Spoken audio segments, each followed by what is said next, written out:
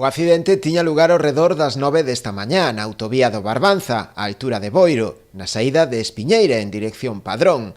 En el víronse implicados dous vehículos, un deles dunha autoescola da Pobra. Foi unha colisión por alcance no que resultaron feridas 4 persoas, a maioría delas de escasa consideración. O 112 mobilizou un amplo dispositivo de emerxencias, ademais de efectivos do Parque de Bombeiros de Boiro, Policía Local e Garda Civil.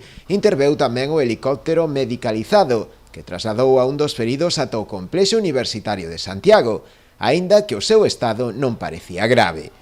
A consecuencia do accidente foi necesario regular tamén a circulación na zona, o quedar obstaculizado un dos carrís.